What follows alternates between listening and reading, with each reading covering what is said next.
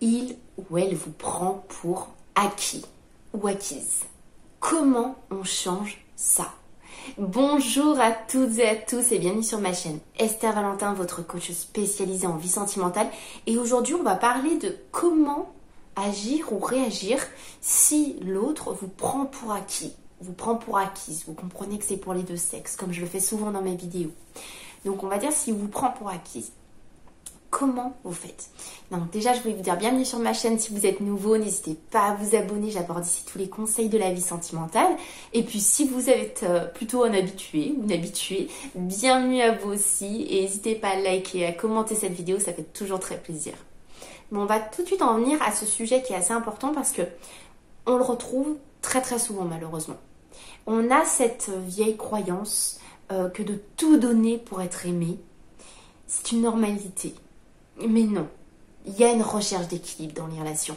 Que ça soit au début, que ça soit même en période de séduction, mais que ça soit aussi tout au long d'une relation. Évidemment, quand une relation est un petit peu plus durable, elle commence à avoir un petit peu de bouteille, on va dire, on va relâcher un petit peu. Il n'y a plus cette forme d'acquis parce que si vous avez maintenu ce que vous avez mis en place au début, que vous n'avez pas complètement relâché votre attention sur vos autres domaines de vie, mais vous allez le voir, on va parler de ça plus en détail. Si vous avez juste maintenu des bonnes bases, tout se fait naturellement. Si vous allez garder un petit peu votre forme d'indépendance, tout en vous investissant dans la relation et vice-versa, il y a moins de soucis. Mais on retrouve très souvent dans la période de séduction ou dans les débuts de relation. Attention, les débuts de relation, ça peut être très long. C'est pas un mois. Ça peut même être au cours de la première année. On cherche des repères, on positionne des bases, on pose une stabilité, des repères. Vous allez voir, je vais vous en parler. Eh bien, c'est là qu'on va peut-être avoir tendance à tout de suite beaucoup s'investir. Une fois que l'autre vous plaît, vous attire, et même vous sentez cet attachement qui se crée, vous avez même la sensation de tomber amoureux, là, des fois, on se dit, c'est bon, et l'autre aussi m'a avoué sa flamme, sa déclaration et tout, et je vois que là, il se relâche. Il ou elle se relâche, prend ses distances, ne donne pas tout de manière très équilibrée non plus. Il vous prend pour acquis. Comment on fait? Il faut vraiment savoir que être acquis, ce que j'entends par là, c'est vraiment offrir beaucoup de repères à l'autre. C'est un petit peu le rassurer tout le temps sur vos disponibilités. Vous êtes très disponible parce que vous avez envie de voir cette personne. Vous le rassurez énormément sur l'attention que vous lui portez. Et toute l'attention que vous donnez à cette personne, bien, c'est ok. D'accord, il n'y a pas de souci. On sait qu'il y a des sentiments, mais bien sûr, je vous comprends, mais c'est évident. Vous avez envie d'être avec cette personne, vous savez que vous vous sentez bien, mais, c'est là que se pose le mais. C'est ok d'avoir des repères et une sécurité dans une relation, et même un début de relation, même dans une séduction.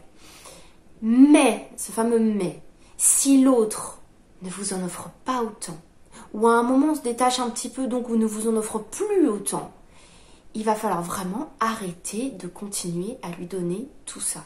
Vous savez, on a ce fameux réflexe humain de voir que même si l'autre n'est pas dans cette forme d'équilibre donnant-donnant qui se fait très naturellement, normalement, s'il n'est plus dans cette forme d'équilibre, on va avoir tendance à donner et donner encore de son attention, sa disponibilité, de son temps, de son énergie, etc. De continuer à faire notre interlocuteur principal, de continuer à être en demande. Simplement parce qu'on veut s'accrocher, on veut récupérer ce qu'on a eu à un instant T. Ou de faire en sorte de récupérer ce qu'on voudrait, tout simplement, ce qu'on imaginerait que l'autre pourrait nous donner. Mais attention, c'est pas comme ça que ça fonctionne.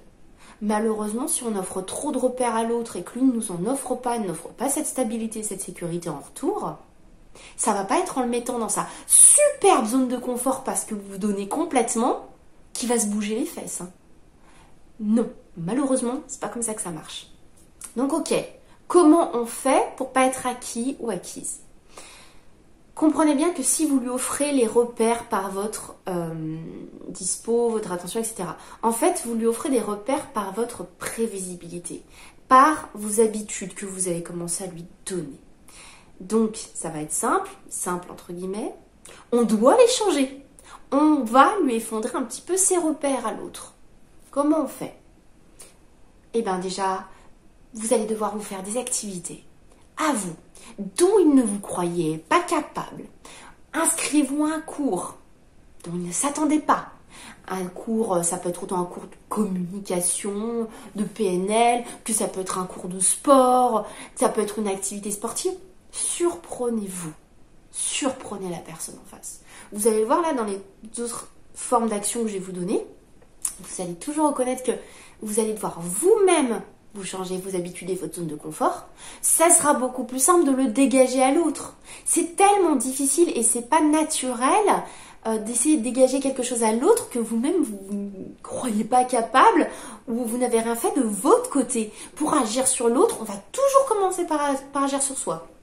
C'est une suite logique. Les relations amoureuses et ce que vous dégagez à l'autre n'est que le prolongement de vous-même. Donc surprenez-vous, faites des activités dont vous ne vous croyez pas capable, inscrivez-vous à un cours, inscrivez-vous à une activité, faites-le, faites une photo, oui, je vais là, je vais faire ça. Oui, je ne serai pas disponible ce week-end-là, effectivement.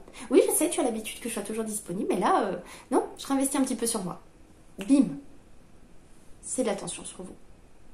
Oui, je t'ai pas proposé? Non, c'est mon activité. Par exemple. Ensuite, vous allez devoir aussi ne plus lui répondre de la même manière que vous aviez l'habitude d'avoir, avec la même habitude qu'habituellement. Ça passe par des petits changements, d'effondrer les repères de l'autre, de montrer que non, il ou elle n'a pas tout vu. Ce n'était pas figé. Votre personne, votre attention, votre dispo, ce que vous donniez, c'est pas figé. Ce que vous avez à donner, c'est en fonction aussi de l'effet miroir que la personne vous renvoie. Vous ne donnez pas constamment alors que vous n'avez pas de retour. Vous vous investissez à la hauteur de ce que mérite la relation comme investissement, pas à la hauteur de ce que vous voudriez que soit la relation. C'est là toute la différence. Donc n'hésitez vraiment pas à ne plus répondre de la même manière. Pensez toujours, d'habitude, j'aurais fait comme ça dans ma réponse. Quelles sont les autres possibilités? Je vais en prendre une autre. Juste pour moi-même me surprendre et surprendre l'autre. Vous allez aussi devoir être moins disponible. Quand j'entends par moins disponible, c'est pas un faux semblant. Si vous êtes moins disponible, tout de suite, vous allez avoir peur de manquer une occasion. Ah, mais si je dis non, je vais pas le voir là, c'est terrible. On est en train de parler de créer une relation amoureuse. On n'est pas en train juste de parler d'un début de relation. C'est des bases pour du long terme. Donc, on manque une occasion, mais si une personne partait parce que vous n'étiez pas disponible une seule fois, mais ça va pas être comme ça toute la vie, c'est pas possible. Donc, c'est normal de ne pas être disponible. Vous n'êtes pas né sur cette terre pour répondre aux besoins et satisfaire un autre être humain. Non, ce n'est pas votre rôle, et vice-versa. Mais c'est une autre histoire. Donc, soyez moins disponible. N'ayez plus peur de manquer une occasion. Il y en aura d'autres. On a cette hyper docilité de mais si déjà qu'il veut pas me voir souvent, il est pas très disponible, il faut que je sois là. Donc je vais rien programmer ce week-end en attendant que samedi ou dimanche il soit disponible. Non, il vous en a pas parlé là. On est jeudi, vous avez toujours rien. Par exemple, programmez votre week-end.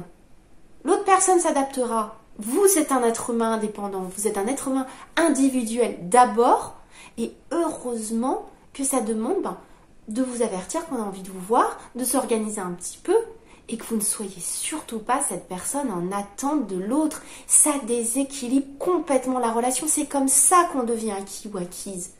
Est-ce que l'autre personne se gêne pour faire sa vie? Non. Pourquoi vous vous gênez à le faire? Là, on part directement dans ce que j'appelle d'acquis, acquise. Ensuite, ayez vraiment pas peur, au contraire, de prendre soin de vous et de vous surprendre vous-même, comme je vous l'ai dit en première action. Que ça soit un relooking, que ça soit un shopping, un changement de coiffure, que vous preniez ce temps pour vous faire du bien, un massage. Oui, je vais avec une copine me faire du bien, je me fais une session shopping, je vais me faire relooker et tout. Ou vous lui dites même pas et vous le surprenez. Bah ouais, j'ai envie de changement en ce moment. C'est pas seulement physique, c'est un état d'esprit. Je réinvestis du temps et de l'attention sur moi. Parce que je suis ma personne. Pour toujours. Donc c'est important. Faudra jamais que je cède là-dessus. J'aurai toujours du temps à prendre pour moi. Là, vous-même, vous allez vous surprendre. Si vous étiez dans ce mode très acquis, c'est que vous avez l'habitude de donner. Déjà de vous donner à vous.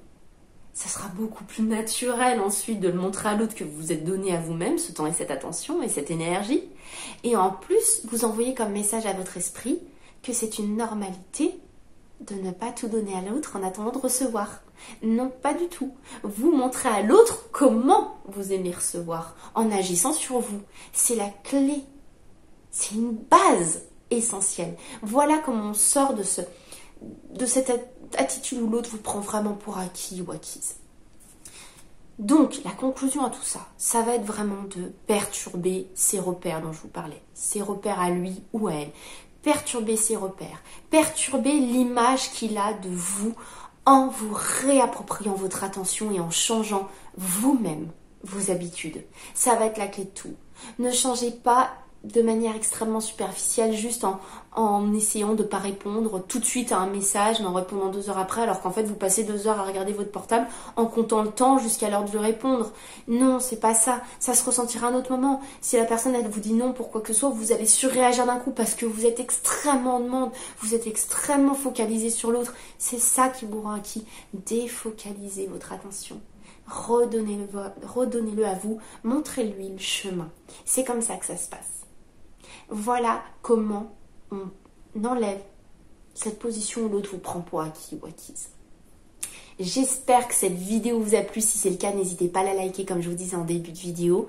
Vous savez très bien que de mon côté, je ne vous lâche pas et qu'on se retrouve très très vite pour une prochaine vidéo. Bye bye.